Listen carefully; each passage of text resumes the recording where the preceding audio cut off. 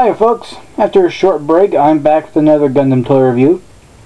Now many of you have asked, why don't I do a review of that sweet Dendobrium MSiA toy? Well, see, the thing is, it's pretty intimidating. You can just tell by looking at it. So intimidating, it's so large. Oh, by the way, it's the focus of today's review. You're getting what you want. Anyway, as shown compared to the Dendobrium Stamen the toy comes with, you can see that it's fairly large. It's also fairly large compared to Dark Gundam here. Yeah, it still towers over him, even with his big claw hands. Boy. Not only is the figure tall, but it's also very long. It's the longest MSiA toy out there. It's also the what many consider to be the holy grail of anyone's collection. It's also very, very expensive. Like, don't expect to pay just $50 for this. Why is it so expensive? Well, for one, it never came out in America, so many American collectors would be willing to shell out some big bucks for this. But also, it might not have had many. It might not have had a lot of units produced in Japan. Might be hard to find in Japan as well, or any Asian market.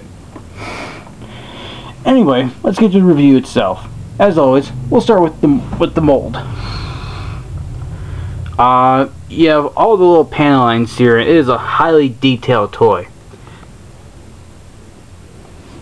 Sorry about the shadow there. You can see the ring in the barrel. But I mean, if you're going to buy a toy this big, it had better be detailed. It's a little harder to tell. Let's turn this guy around.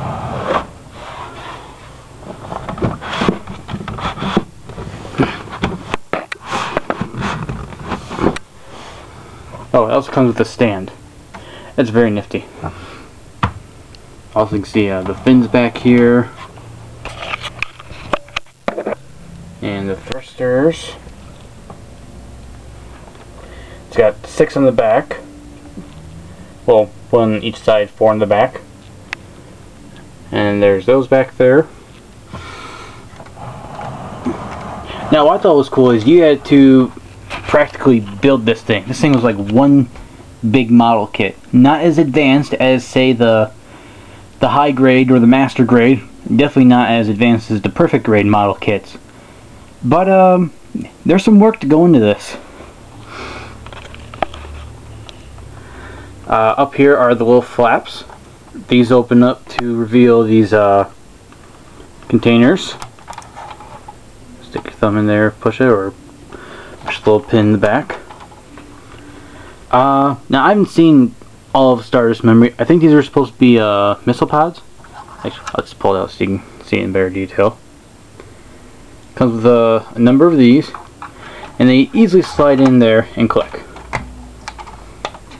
These ones also open up. You also have these ones with barrels on them. Let's get here in the light. Got some good detail. The little panel lines on here. Slide right back in. Shut it. It's a little wobbly, but the thing stays together very well. Lots more detail.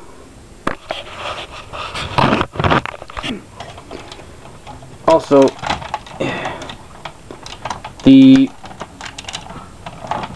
manipulators are posable. It's hard to do this one-handed. I really don't have anything set my camera on while I'm doing this. They aren't hard to get out, it's just it's hard to do it one-handed. Excuse me, folks. Give it! Give it!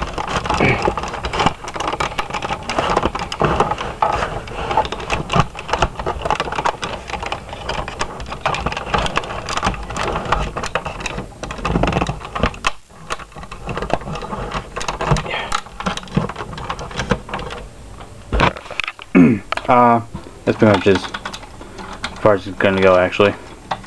Each arm is like that, and the claws at the end open up to reveal a beam saber hilt, which can be removed. Now, my biggest complaint about this is it doesn't come with any beam sabers. Just the hilt, not the sabers. How stupid is that?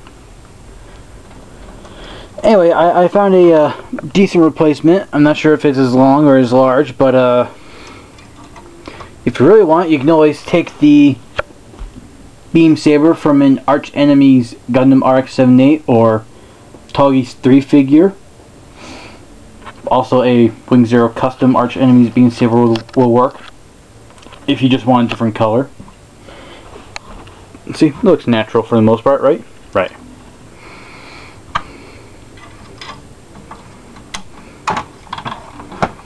Just put it back in.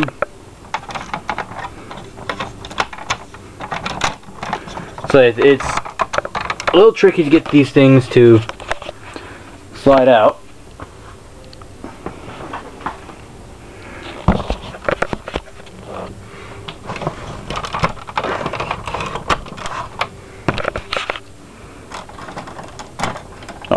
Actually, these can slide out on their own. They can move up and down, open and close.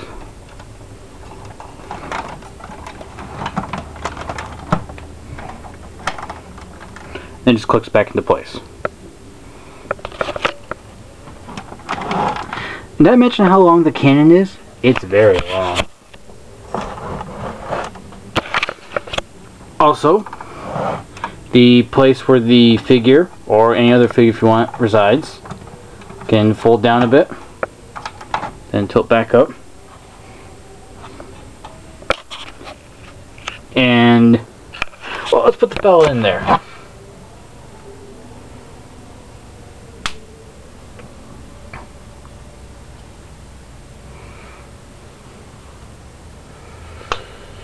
And I'll get to the actual figure in a moment.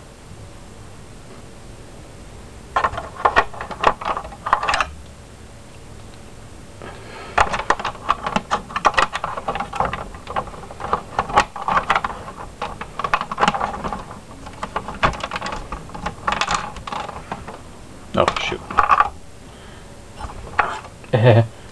The leg came off.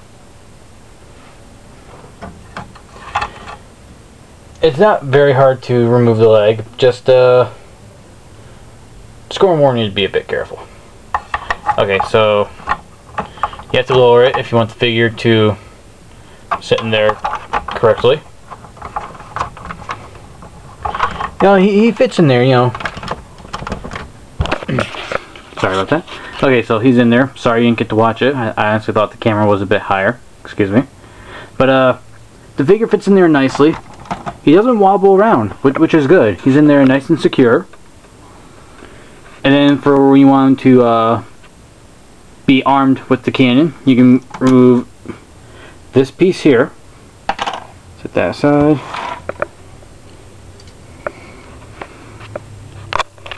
Then you insert the peg on this piece here into this hole.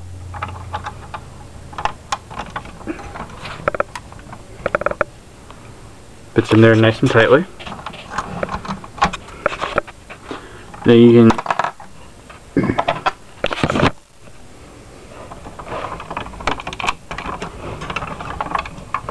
worst review ever, I swear.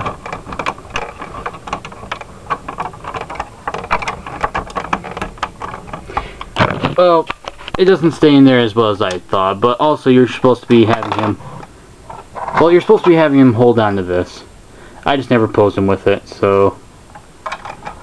But you know, if you've seen the anime, you have a good idea. I hope. And if not, I apologize. Well, there, he's on there for the most part. Anyway, there he is when he's sitting inside it. Keep an eye, watch out for part 2 coming up right after this, where I'll go over the Dendobrium Stamen in great detail and give my final thoughts.